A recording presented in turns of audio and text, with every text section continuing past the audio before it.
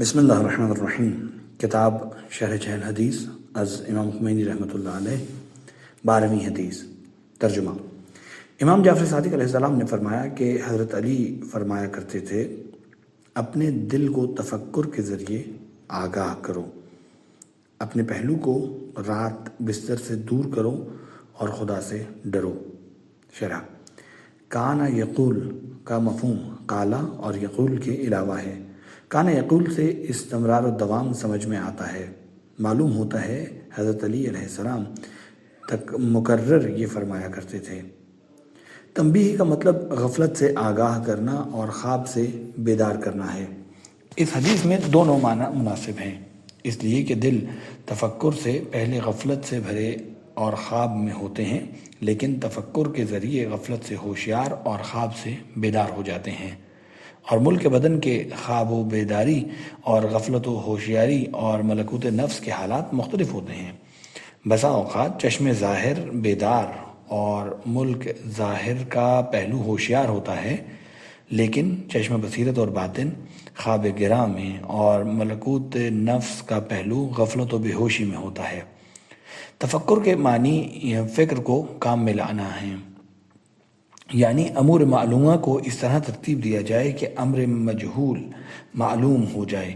یہ تفکر عام طور پر مقامات سالقین کو بھی شامل ہے، اس لیے کہ خواجہ انصاری نے اس کی تعریف اس طرح کی ہے: جان لو کہ تفکر کا مطلب ہے بصیرت قلب اور چشم ملکوت کا اپنے مطلوب کے ادراک کے لیے جستجو کرنا۔ سبھی کو معلوم ہے کہ قلوب کا مقصود معارف ہوا کرتے ہیں، اس لحاظ سے اس حدیث میں بھی تفکر سے مراد ایک خاص معنی ہے جو دلوں اور ان کی زندگی سے متعلق ہے۔ قلب کے مفاہیم اور اصطلاحات بے شمار ہیں، مثلاً اطباء اور عام لوگوں کے نزدیک اس کا اطلاق گوشت کے ٹکڑے پر ہوتا ہے جو صنوبری شکل کا ہوتا ہے، جس کے سکڑنے اور کھلنے سے رگوں میں خون دوڑتا ہے اور ان کے اندر روح حیوانی کا ایک بخار لطیف پیدا ہوتا ہے۔ حکماء کے نزدیک نفس کے بعض مقامات کو دل کہا جاتا ہے۔ اصحاب عرفان و طریقت اس کے لیے مراتب و مقامات کے قائل ہیں۔ ان کی اصطلاحات میں غور کرنا فی الحال ہمارے مقصد سے خارج ہے۔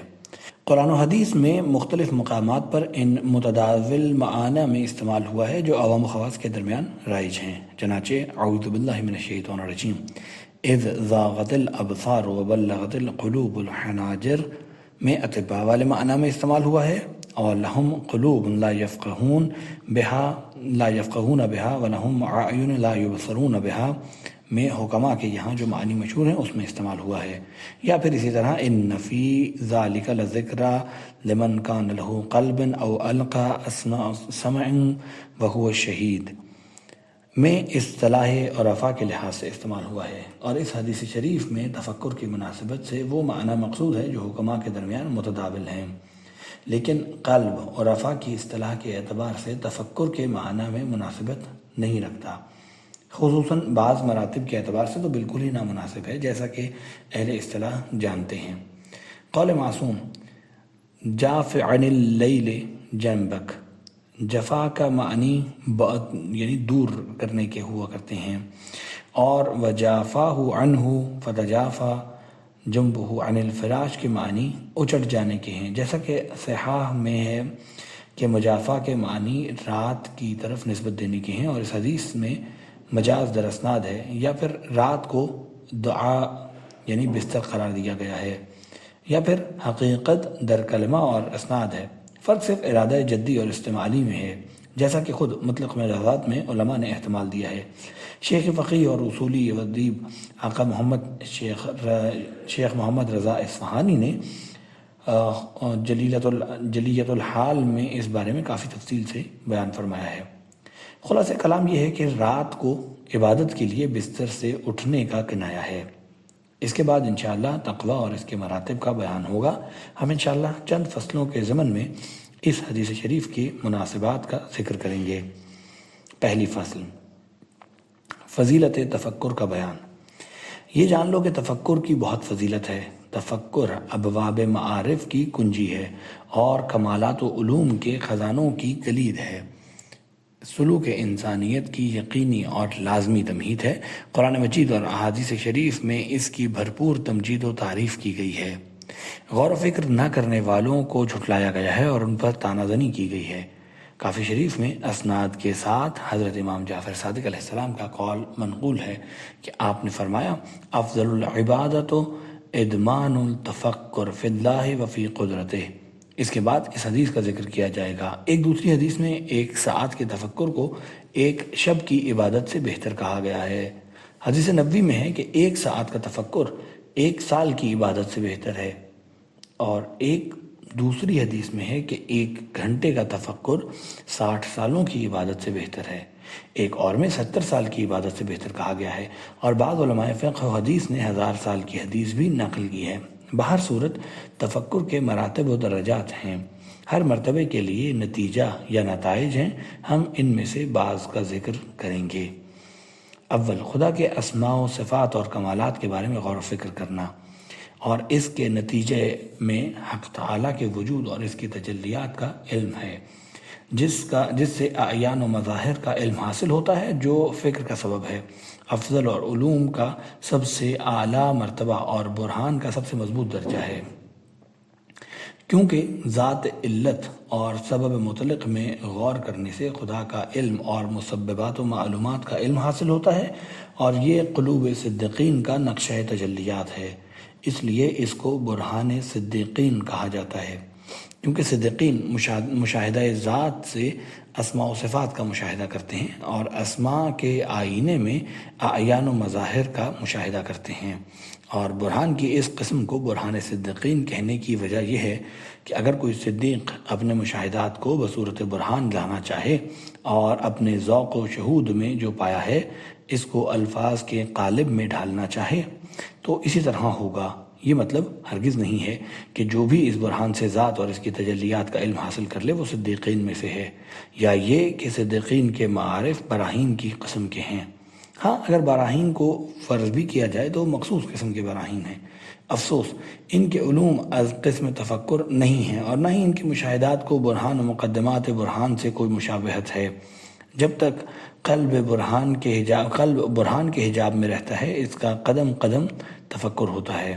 اس وقت تک تو وہ صدیقین کے اول درجے تک نہیں پہنچا ہوتا، مگر جب وہ علم برہان کے دبیز پردے سے نکل آتا ہے اور تفکر سے کوئی سروکار نہیں رکھتا، تو کسی برہان کے واسطے کے بغیر بلکہ کسی مخلوق کے واسطے کے بغیر انجام کار اور انتہائی سلوک میں جمیل مطلق کے جمال کا مشاہدہ کرنے لگے گا، اور دائمی و سرمدی لذت تک پہنچ جائے گا۔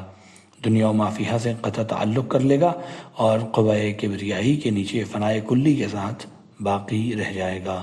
اس کا کوئی نام و نشان باقی نہیں رہے گا، اور وہ مجہول مطلق ہو جائے گا، مگر یہ کہ حق کا لطف و کرم اس کے شامل حال ہو جائے، اور خدا اس کو اس کی اپنی مملکت اور ممالک وجود میں وجود ذات اور وسعت کی مقدار کے اعتبار سے ثابت کر دے، اور اس رجوع میں جلال و جمال کے صفحات میں اس کے لیے ظاہر ہو جائیں، اور وہ آئینہ ذات میں اسماء و صفات کا مشاہدہ کرنے لگے، جس کے بعد اپنی ثابت شکل اور اپنے سایہ حمایت میں پائی جانے والی چیزوں کا مشاہدہ بھی کیا جا سکتا ہے۔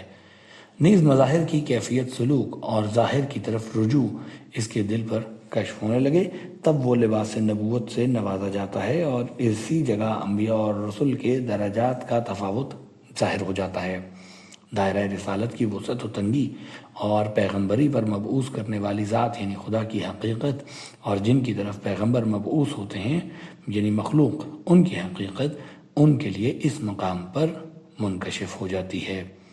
اس مقام پر مزید تفصیل اس کتاب کے مناسب نہیں، لہٰذا اس کے بعد برہان صدیقین سے بھی صرف نظر کر رہا ہوں، اس لیے کہ اس کی کچھ تمہیدات ہیں جن کی تشریح طوالت کا باعث بنے گی۔ تتمیم: خدا کے بارے میں جائز اور ناجائز تفکر۔ یہ بات سمجھ لیجئے کہ ہم نے جو کہا ہے کہ ذات، اسماء و صفات کے بارے میں تفکر کرنا چاہیے، ہو سکتا ہے جاہل گمان کرے کہ حسب روایات ذات میں تو تفکر ممنوع ہے۔ دراصل وہ یہ نہیں جانتا کہ جو تفکر ممنوع ہے وہ کنہ ذات اور اس کی کیفیت کے بارے میں ہے، جیسا کہ روایات و احادیث شریفہ سے بھی یہی معلوم ہوتا ہے۔ اور کبھی تو ائمہ علیہ السلام نے نااہل کو بھی بعض معارف میں غور و فکر سے روک دیا ہے۔ کیونکہ اس کی تمہیدات بہت گہری ہوتی ہیں۔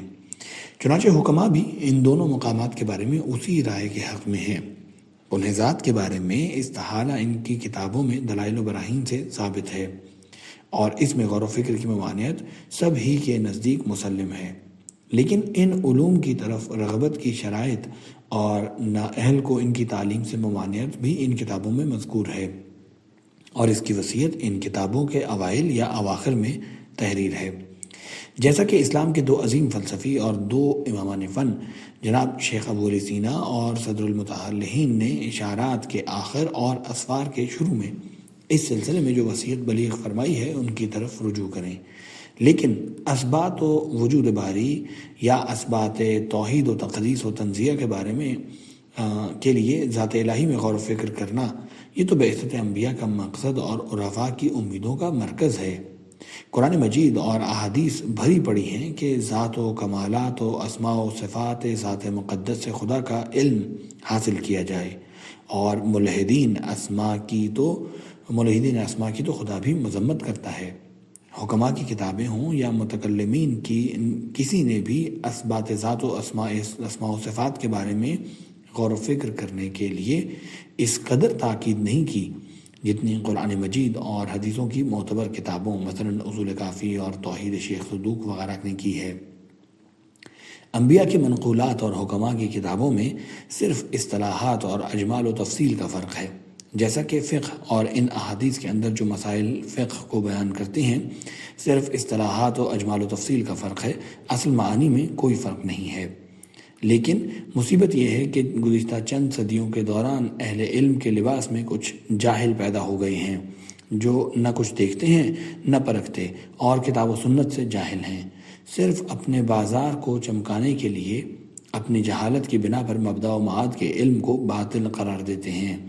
معارف الہی میں غور و فکر جو انبیاء و اولیاء کا انتہائی مقصد ہے، کتاب و سنت اس سے بھری پڑی ہے، حرام سمجھتے ہیں، اور وہ اہل معرفت پر ہر قسم کی تہمت اور ان کو ناسزا کہنے میں کوئی باک نہیں سمجھتے، اور بندگان الہی کے دلوں کو مبدا و معاد سے موڑ کر مسلمانوں کی جماعت میں تفرقہ پیدا کرتے ہیں۔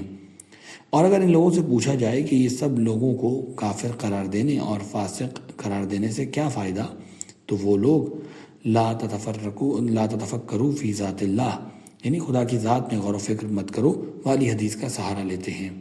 یہ بیچارے دو جہت سے غلطی اور جہالت میں مبتلا ہیں۔ ایک یہ کہ ان کو گمان ہے کہ حکماء کنہ ذات میں غور و فکر کرتے ہیں، حالانکہ وہ لوگ کنہ ذات میں تفکر کو محال اور ناجائز جانتے ہیں، اور یہ چیز حکماء کے یہاں دلیل و برہان سے ثابت ہے۔ دوسری یہ کہ حدیث کا مطلب نہ سمجھ کر یہ گمان کر لیتے ہیں کہ ذات مقدس کے بارے میں مطلقاً کوئی غور و فکر اور گفتگو نہ کی جائے۔ اب میں چند روایتوں کو ذکر کر کے نظر قاصر کے مطابق ان کا مجموعی موازنہ کروں گا، پھر انصاف سے فیصلہ کروں گا۔ اگرچہ یہ بات شرح حدیث اور ہمارے مقصد سے قدر خارج ہے، لیکن ابطال باطل اور رفع شبہ کے لیے ضروری ہے۔ کافی میں ابو بصیر کی اسناد سے روایت ہے، وہ کہتے ہیں کہ امام محمد باقر علیہ السلام نے فرمایا، مخلوقات خدا کے بارے میں بات کرو لیکن خدا کے بارے میں بات نہ کرو، کیونکہ خدا کے بارے میں کلام کرنے والے کو حیرانی کے علاوہ کچھ نہیں ملتا۔ اس حدیث کی دلالت خود ہی اس بات پر ہوتی ہے کہ تکلم سے مراد کنہ ذات ہے اور اس کی کیفیت کے بارے میں گفتگو کرنا ہے، کیونکہ جو علت بیان کی گئی ہے اسی سے پتہ چل جاتا ہے، ورنہ اثبات ذات و کمالات اور توحید و تنزیہ سے بحث کرنا تحیر کا سبب نہیں ہوا کرتا، اور یہ بھی ممکن ہے کہ یہ ممانعت ان لوگوں کے لیے ہو جن کے لیے ان مقامات میں بحث کرنا سبب تحیر ہو۔ مرحوم علامہ مجلسی نے بھی ان دونوں امکانات کا ذکر ہماری ترتیب و استدلال کے بغیر کیا ہے اور پہلے امکان کو تقویت بخشی ہے۔ دوسری روایت جو حریث سے مروی ہے، اس میں ہے کہ ہر چیز کے بارے میں بات کرو مگر ذات خدا کے بارے میں بات نہ کرو۔ اسی مضمون کی اور اسی سے ملتی جلتی دیگر روایات بھی آئی ہیں، لیکن سب کا ذکر کرنا ضروری نہیں ہے۔ کافی میں ذکر ہے، خبردار خدا کے بارے میں غور و فکر نہ کرنا، لیکن اگر تم اس کی عظمت کو دیکھنا چاہو تو اس کی عظیم مخلوق کی طرف دیکھو۔ اس حدیث سے بھی ظاہر ہوتا ہے کہ یہاں فکر سے مراد کنہ ذات خدا کے بارے میں غور و فکر ہے، کیونکہ حدیث کے ذیل میں ہے کہ اگر تم اس کی عظمت حق کو دیکھنا چاہو تو عظمت مخلوق سے عظمت خالق پر استدلال کرو، اور یہ بطور مثال ہے، اور یہ ان لوگوں کے لیے ہے جن کی معرفت کا طریقہ ہی یہی ہے کہ مخلوق میں غور و فکر کرتے ہیں۔ یہ اور اسی قسم کی دوسری حدیثیں جو اسی مطلب کے قریب ہیں اور تکلم و فکر کی ممانعت پر دلالت کرتی ہیں، ان کے بارے میں معلوم ہو گیا ہے کہ یہ بذات خود ہمارے مقصد اور مدعا پر دلالت نہیں کرتی۔ کافی کی ایک حدیث جو باب تفکر کے سلسلے میں آئی ہے وہ ہمارے مقصد کو اچھی طرح واضح کرتی ہے۔ امام جعفر صادق علیہ السلام نے فرمایا، سب سے افضل عبادت خدا اور اس کی قدرت میں غور و فکر کرتے رہنا ہے۔ اس حدیث سے معلوم ہوا کہ حق تعالی اور اس کی ذات اور قدرت کے اثبات کے لیے نیز اس کے دیگر اسماء و صفات کے بارے میں غور و فکر سے نہ صرف منع نہیں کیا گیا بلکہ یہ تمام عبادتوں میں افضل ہے۔ کافی شریف میں نقل ہوا ہے کہ امام زین العابدین علیہ السلام سے توحید کے بارے میں پوچھا گیا تو حضرت نے فرمایا، خداوند عالم جانتا تھا کہ آخری زمانے میں گہری نظر رکھنے والے لوگ ہوں گے، اس لیے اس نے قل هو اللہ احد اور سورہ حدید کی وہ آیات جو وَهُوَ عَلِيمٌ بِذَاتِ الصُّدُورِ کی عبارت پر ختم ہوتی ہیں نازل کی۔ اب جو اس کی ماورا کا خواہش مند ہے وہ ہلاک ہوا۔ اس حدیث سے پتہ چلا کہ یہ آیات شریفہ جو توحید و تنزیہ، حق و بعث اور مخلوقات کے خدا کی طرف رجوع کے سلسلے میں نازل ہوئی ہیں، وہ گہری نظر رکھنے والوں اور سنجیدگی سے سوچنے والوں کے بارے میں نازل ہوئی ہیں۔ کیا اس کے بعد بھی کہا جا سکتا ہے کہ خدا کے بارے میں غور و فکر حرام ہے؟ کیا کوئی عارف یا حکیم ان معارف سے زیادہ جو سورہ حدید کی ابتدا میں بیان کیے گئے ہیں لا سکا ہے؟ ان کی معارف کی انتہا یہ ہے کہ سبح للہ ما فی السماوات والارض تک پہنچ سکیں۔ کیا آیت هو الاول والآخر والظاہر والباطن وهو بكل شیء علیم سے بہتر عبارت میں خدا کی صفت اور اس کی ذات کے جلووں کو بیان کیا جا سکتا ہے؟ ذات مقدس کی قسم، اگر اس آیت کے علاوہ حقانیت قرآن پر کوئی اور آیت نہ بھی ہوتی تب بھی اہل دل کے لیے یہی کافی تھا۔ آپ ذرا قرآن مجید، رسول اکرم اور ان کے جانشین معصومین علیہ السلام کے خطبوں اور آثار و اخبار کو ملاحظہ فرمائیے۔ جس قسم کے معارف کا تصور ہو سکتا ہے، ہر موضوع پر ان کے ایسے بیانات موجود ہیں کہ کوئی حکیم و عارف اس سے بہتر بیان نہیں کر سکتا۔ ان حضرات کے کلمات توصیف حق اور ذات و صفات مقدس سے خدا پر استدلالات سے بھرے پڑے ہیں، اور اس طرح ہیں کہ ہر گروہ اپنے فہم کے اعتبار سے ان سے استفادہ کر سکتا ہے۔ بس ان روایات کے مجموعے سے معلوم ہوتا ہے کہ ذات باری کے سلسلے میں صرف ایک تفکر ممنوع ہے، یعنی کنہ ذات اور اس کی کیفیت میں تفکر کرنا، جیسا کہ کافی کی حدیث شریف میں ہے، جس نے خدا کی طرف دیکھا کہ وہ کیسا ہے وہ ہلاک ہو گیا۔ یا پھر دونوں قسموں کی حدیثوں میں جو غور و فکر سے روکتی ہیں اور جو اجازت دیتی ہیں، اس طرح جمع کیا جا سکتا ہے کہ جن لوگوں کے دل برہان سننے کی طاقت نہیں رکھتے اور اس قسم کے مباحث میں داخل ہونے کی صلاحیت نہیں رکھتے، ان کو روکا گیا ہے، اور خود روایات میں اس جمع پر دلالت موجود ہے، لیکن جو لوگ اہل ہیں ان کے لیے ترجیح دی گئی ہے، بلکہ ان مباحث میں داخل ہونا افضل ترین عبادت ہے۔ بہرحال ہم اپنے مقصد سے خارج ہو گئے، لیکن اس غلط مطلب اور ناحق غیر پسندیدہ تہمت کا ذکر کیے بغیر چارہ بھی نہیں تھا، کیونکہ یہ چیزیں موجودہ دور میں زبانوں پر آنے لگی ہیں اور شاید کسی کا دل اس سے متاثر ہو جائے۔ اگر ایک شخص بھی اس کو قبول کر لے تو میرے لیے کافی ہے۔ والحمدللہ وإلیہ المشتکیٰ۔